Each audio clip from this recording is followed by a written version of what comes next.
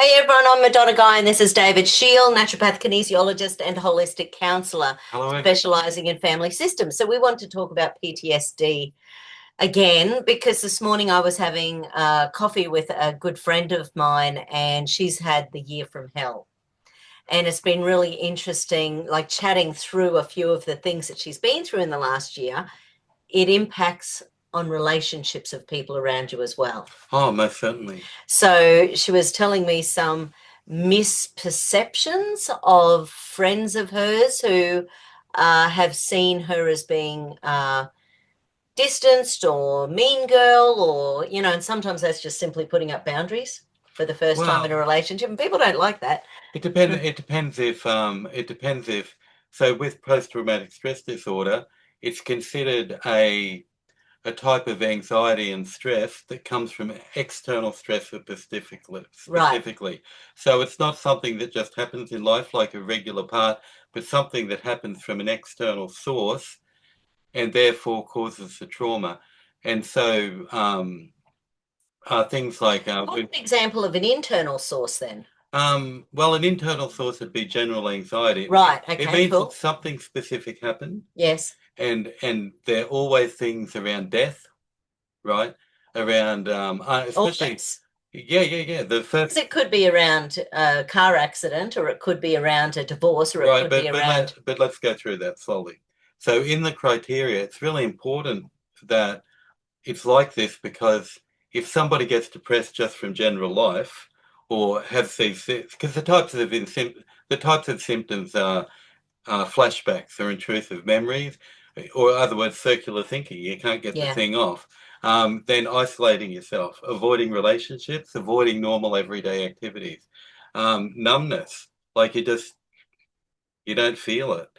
Hyperarousal, too excited, angry, so too much arousal or under arousal. Like ironically, it goes through both poles. You can be isolating or really angry. So it can be covert or it can be extroverted or introverted. And so these symptoms, if it's not recognized, so let's have an example of how it works. So it's usually around a death. So the reason that post-traumatic stress disorder was developed, it was because they hadn't found a solution for veterans. Right. And before, in the diagnostic and statistical manuals we use in counselling, before 2013, the previous editions had it in the anxiety category. But the Veteran Association in the United States appealed and said, these people aren't people with mental problems. They're people that something bad happened to them. They experience things that are very traumatic. Like in the case of a veteran, a service member, there's two things going on. One, they'll experience often people dying because part of war is killing people Yeah. and also getting themselves in very stressful, dangerous situations. But the other part of the trauma is what you do as a reaction. Like people forget the other part. It's like they're stressed from what they did as Right. out of duty. Now, first line operators get this all the time because they're like, for example, police officers. They're dealing with things like suicides, and they're the first responders. And so often, police people, all frontline services, might end up without paramedics because you're witnessing these very often difficult scenes. And like for example, I've got a friend who's a police officer and ex-police officer, and he's got these things where he attended suicides, and the things don't just go away. And when you Yeah. talk with veterans, or because I've listened thousands of videos on veterans, and it's these one or two things that they remember often, and they get these flashbacks of this one thing that happened over and over and over again. And and their symptoms are often a lot more severe. Like they'll always sit closest to the nearest door. They do things like go around and lock their house 3 times a night. Their symptoms, Mm. with but so the reason so there's two things about it that exacerbate it. So when we're dealing with the basic thing, we're dealing with death, and so it's either direct experience of death or even hearing about death, right? And then it's extreme violence, so substantial violence, and that's it, witnessing or experiencing. There's another one too, but they're the main two categories. Now the problem is where it gets difficult is that is that some traumas are more easily to express. Like, for example, so the trauma, like, for example, something like if you're in a place and a volcano erupts and one of your kids gets killed, right? With that, it's really easy to describe what happened. So, Right. oh, my kid got killed, and even though it's as tragic as anyone's kid, which is always sad, at least it's easy to say, right? It becomes a lot more difficult when the trauma is something you can't talk about. So there's something called disclosure difficulty. And so sometimes when things are embarrassing, like for example, victims of domestic violence, whether male or female, often they're too embarrassed to talk about it, especially if it's a guy who, say has been like just intimidated by his in-laws. Or Yeah. same happens to girls and boys, but with men, it's very hard for them to talk about that because you're meant to be solid, you're meant to be all this, but you've been maybe abused for years and years and years. You've got the symptoms, but it's even hard to talk about it because everyone tells you if you're dealing with narcissistic people, I'll tell you to shut up, get over it, all this, so you can't ever process it. Well, yesterday I was watching MASH, and there was a guy who'd had his tuchus. He had a bullet in his butt. And so he was chatting to Hawkeye because he had to be lying face down. And he said, "Oh, man, I can't sleep face down." He said, "This is so embarrassing. I have to go back and people will say, 'Where'd you get shot?'" He goes, "I can't tell them." And Hawkeye said, "Tell him you got shot in the derriere." Look them straight in the eye and tell them you got shot in the derriere. And that's actually a helpful thing to help people disclose, because some other things. Give an example, like with the veterans that went to Vietnam, right? Not only they suffered trauma, but they weren't allowed to talk about it when they got home, because after it came out, it found that the government was really doing something really that wasn't that great. Yeah. And they had to live with that, but they weren't allowed to talk about it. They got back and there were protests everywhere. But the problem was the government response, and it was worse in the US than here, but same here, because if you watch the Australian veteran videos, it's the same. They realised they thought they were doing duty for their country, and they came back and they realised they were part of something that they didn't even want to be involved in when they saw the unfairness and especially the civilian death. Yeah. Like something like they estimate 3.5 million Vietnamese were killed, either civilians or like it was a lot. And because the other thing they say, some will say 600,000, another will say 3.5 million. So you kind of go, that's a lot of people killed. And there were 58 million Americans and only about maybe 800 Australians. I met someone yesterday who actually, her brother went to Vietnam and one of his jobs was mixing up the Agent Orange. Right. And they were told that it was safe and that it was a pesticide. That's right. And so the compensation for that in the US only came about, I think, in 1980.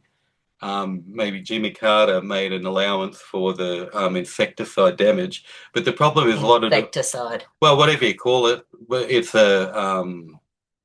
I know the technical name, but I can't think of that now. Yeah. No, but the thing is, this is where it gets really difficult when you can't actually disclose the trauma because you're told your disclosure isn't true.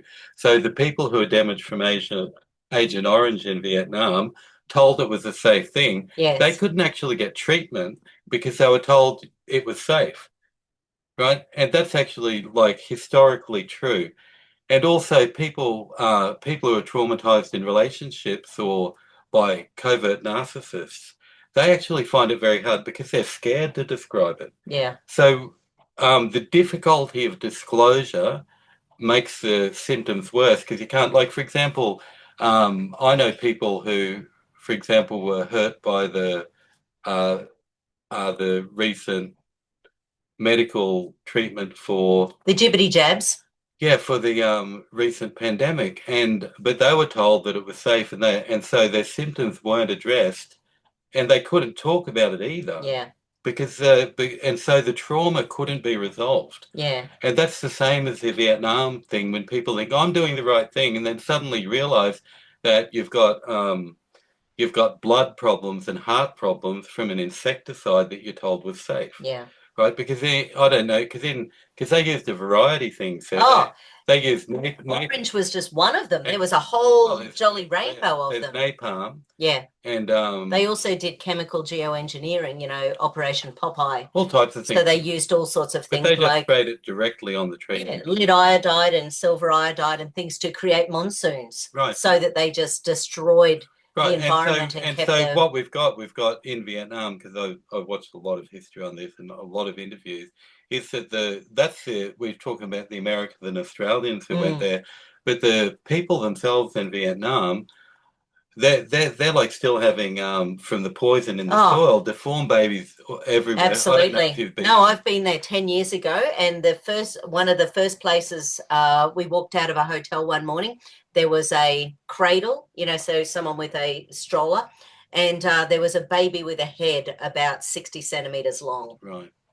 The So body all was types. maybe twice the length that, it And was so very what's interesting about deformed. the Vietnamese people when you see them in interviews, how forgiving they are and how well they've dealt with it, with the trauma because of the way their society is and the goodness of the people there. Because you see these interviews and the Vietnamese people who should be resentful of this, and the American veterans go over there, and they all hug each other, and it's all forgiven on their side, and it's like, but they were the ones who had these chemicals and all types of things used against them.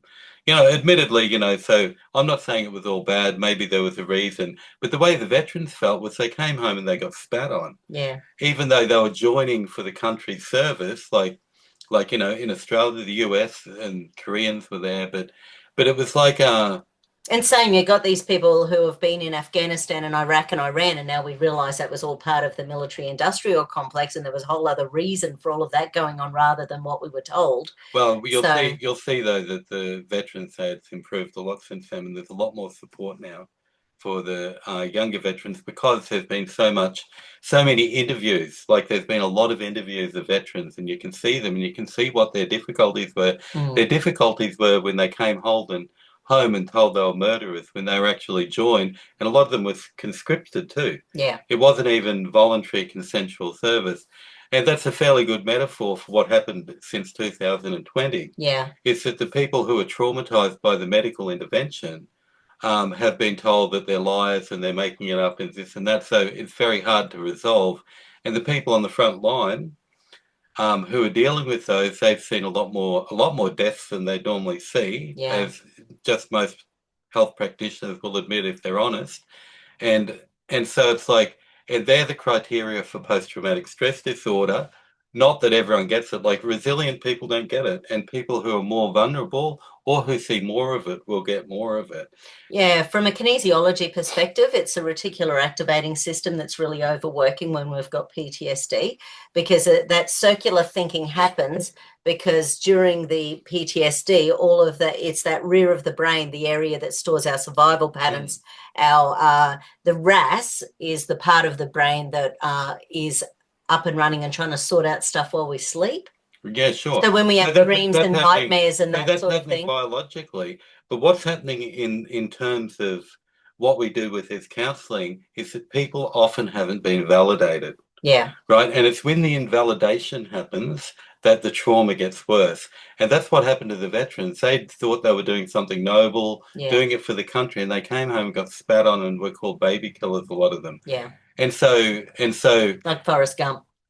well, it's funny if you see there was a real veteran that he was named off, and you see the real person. There's a Yeah, right. because he got a silver star, and you can see the original person who shook hands with because you see it in the movie, but they show you the video of the original Mm. Forrest Gump guy who had a different name. No, but see this comes out of the problem with not being able to express it comes out of the betrayal trauma thing. Yeah. And betrayal trauma is when you've had your trust violated. So you go to do something noble and then you get harmed Yes. and then they tell you no, you're okay. Right. And that happened both in the war and it happened during the pandemic that people were harmed who were saying, oh, we don't know what we can do about that. And because there wasn't anything for it, Yeah. we all ended up with well, I certainly ended up with relatives who got really hurt, but then there was no validation for it. Yeah. And not only that, the people who were pro the medication seemed to want to push that down so that people couldn't be validated. Well, an example with And a couple of when you're counselling, but when you're counselling, the main thing you're doing is giving support and validation to yeah. people especially for their feelings. Yeah. So I've got two families that I know where there was a really badly injured people by the jibbity jab. In one family, she actually asked for donations because she did not know how she was going to live. She hasn't been able to work. She now has no immune system. So even though I hate masks with a passion, she has to walk out into the world with masks, so that because she can catch anything and die at any stage. She's had like six lots of anaphylaxis in the last 6 months. Right. So she always has to have 2 EpiPens on her at all times. And she pretty much lives in a van because it's a space where she has some control over the cleanliness, and the and again, she has no money. She hasn't worked for 3 years. She's got politicians who are rooting for her and trying to get her some finance, but of course they've shut all that off. So then you can't get into the medical system if the doctors don't agree that she's got professors who are saying yes, yes, yes. But the way the system works, it is not aimed at helping these people. And another family member, another person I know, her entire family, there are about 6 of them, they pushed and pushed and pushed her to take more and more pharmaceuticals. Each one was more damaging than the last. Well, wasn't one of the Australian senators, they finally got a vaccine injury but still it got closed down. So she was the head of the AMA. She's the reason. Ironically, and she got a vaccine injury. Is that what she got? And so she was the head of the AMA. She's the reason there's no health fund rebates for naturopathy these days. Oh, she's the one who. She's the one who got naturopaths off the island. Absolutely. And 17 natural. Yep, she did it. That was a 10-year fight. But when she got the vaccine injury, what did she say? Or her partner? Oh, well, of course they said we're not anti-vaxxers and blah, blah, blah. They say the usual bullshit they say. Yeah, but the difficulty here is that if someone sustains an injury, either emotional or physical, from an external stressor, and an external stressor is something that's been provided to you, and if that's invalidated, it's very hard to get over the PTSD. And when we live in a society that's very similar to the conditions when our service members were going to Vietnam and they came home and were just told to shut up.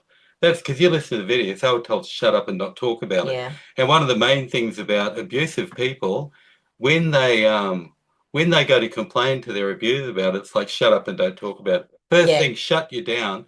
But the most thing about counselling, and especially if you go see a counsellor, you'll get a well-trained empathetic ear to be validated, because the feelings are always valid, even if the circumstances might, because when you get hurt, everything rushes and it all gets pretty blurry, and it's hard to work out what's clear in your own mind. Yes. Which is why journaling's good, so you can clarify everything, get it down, get it out somehow. Not the other thing about trauma is only get it out. Like, you've got a right to be quiet. Do you know what I mean? Because some people won't need to isolate themselves just to stop all the noise. But when you're ready, you want to talk about it. You want to be able to be validated, because and you don't need advice necessarily. You need validation, because the founder of modern counselling, Carl Rogers, he said when someone comes to me to see me as a counsellor, he goes, you can guarantee they don't need advice. Because by the time they get to me, they've had advice from their family members, from their friends, from their relatives, from their colleagues, from their doctors, from their wives, and maybe even their lawyers. And he goes, but none of them could solve the problem with advice, because that's not what they really needed. They need to be validated, then find a way to get out of this terrible trap, because post-traumatic stress disorder, if it's not dealt with, can become a lifelong event. And I've got friends who are veterans, and it doesn't go away easily. Once it's in, it's hard to get out and manage. Although they found, with this particularly in counselling theory, Bessel van der Kolk has showed that yoga can be all the different, because yoga is not one thing. It's not just mindfulness. But trauma-informed yoga can start to really help those symptoms come down. And they did studies with trauma-resistant post-traumatic stress disorder women. And the one study with 100 working with yoga therapy, and they got amazing results that actually can keep people out of hospital. They can self-regulate so well, if they stick to it. Yeah. But that's only one option. There's all sorts of things, like, Oh, look, kinesiology and the bioresonance and the PEMF and AO hub, and there's lots of options. Microcurrent. I remember once I had a lady on the table with PTSD, and I can't remember what the PTSD was about, but a hubby. Oh, yes, I do. There was abuse as a child, blah, blah, blah. Anyway, and so she was on the table with her hubby in the room. And by the end of the session of microcurrent, she had processed things so much that we booked her in for a second session, but it was all clear. So sometimes because sometimes it can, like if it's a one-off trauma, yeah, some treatments are very effective, like EDMR for one-off. But a lot of trauma is like ongoing.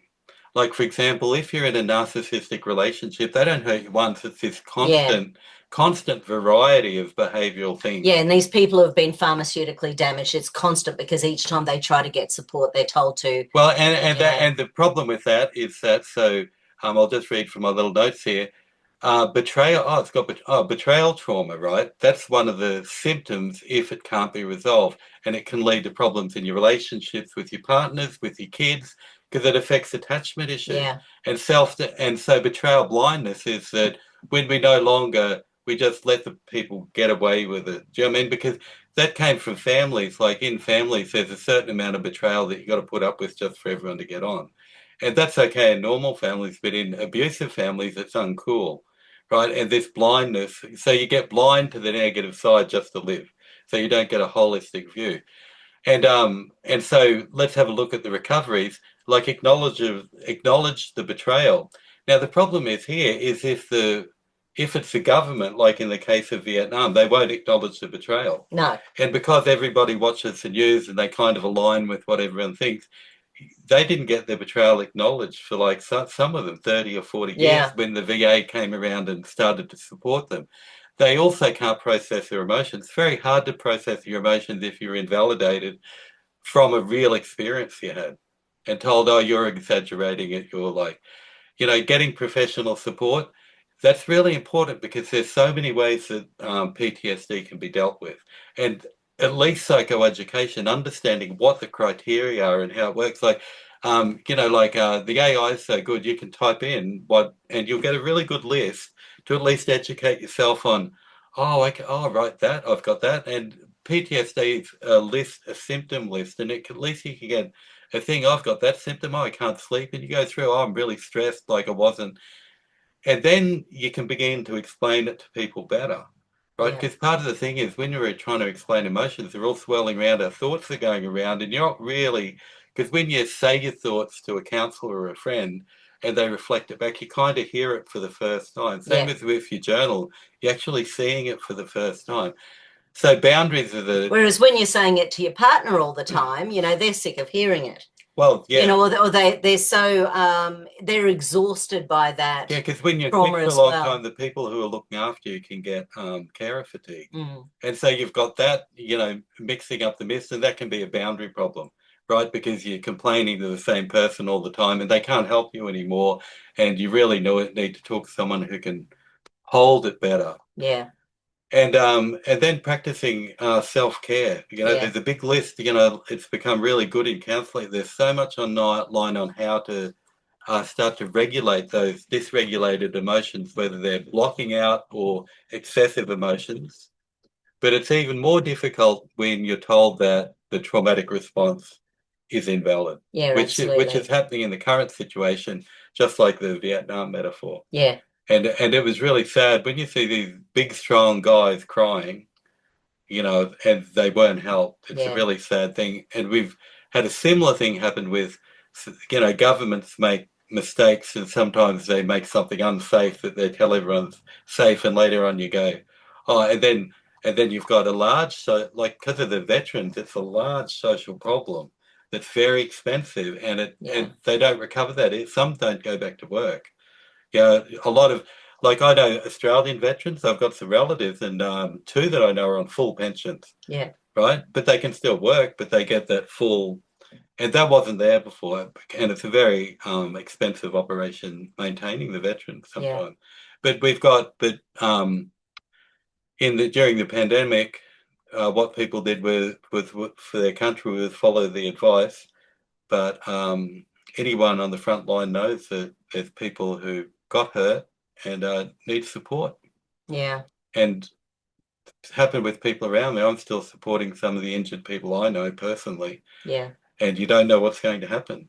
I mean, these things resolve, but people, because people who are Well, the treating problem is treating people, they're like, there's people who aren't getting better in the same way as, yeah, like this has because, been the biggest experiment on the planet well, thus far whatever, with how can pharmaceuticals, you it's know? like it's very difficult to treat the physical symptoms if you've got betrayal trauma and post-traumatic stress disorder in the mix, Yeah. because it means that you can't even admit. It's hard to even admit, oh, I got a vaccine injury. Oh, it was safe. It's like, well, that's actually Yeah, not but no, helpful. no, but people are still saying that. I was literally at a meeting yesterday morning and someone had had her booster the day before, and Yeah. my heart just sunk. I'm like, okay, so people are But still, that's a social thing, and it happens with anything that's intense, right? So there's areas I don't want to talk about particularly where things really intense in the world happen. If you try to talk about it to anyone, they just, I don't want to go there. People don't want to go into intensity, right? So you need to get someone who's qualified to deal with the intensity, so you can get it all out and start to move it in and try to get back to normal the best as possible. With this, when there's an unfair thing happen, you've got betrayal and post-traumatic stress disorder working yeah, together, and those things create a complex type of complex trauma, as we see in childhood abuse in the adult population. yeah, And that's a very sad thing, because as adults we've got so many resources, and when you see people so strung out, you're kind of like, do you know what I mean? It's, yeah. So a little bit of an overview of PTSD. well, people who People experience, are going through stuff. yeah. And a lot of these But they people, always do, like we see the Vietnam experience. It happens in society periodically where the government wants to do something and no one's thinking, and you go in and then everyone's sick later, and it's like, and like with the veterans, it took them 20 years to start to do something, right? They just left them, yeah, until, because they didn't have any, they actually, psychology didn't have any treatment for them, and discovering the parameters of post-traumatic stress disorder, like they only worked out it as an external stressor in 2013, right? So it's like a really new thing even, but because there's so much knowledge about it, you can work out how to reverse engineer your way back to good health in good circumstances. yeah. Beautiful. Hey, Awesome. Hope that was helpful. huh? And send us any comments, questions, queries, and And if you need, come in and get some treatment, get some awesome. help. We'll have our deets below. Have Huh? a good one. Thank you.